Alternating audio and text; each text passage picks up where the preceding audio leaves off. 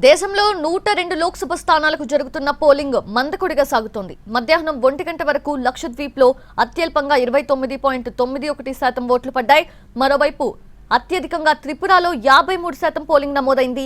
మేఘాలయలో 48.91% ఓట్లు పడగా మణిపూర్లో 46.92%, మధ్యప్రదేశ్లో 44.43%, జమ్మూ కాశ్మీర్లో 43.11%, ఛత్తీస్గఢ్లో 42.57% పోలింగ్ నమోదైంది.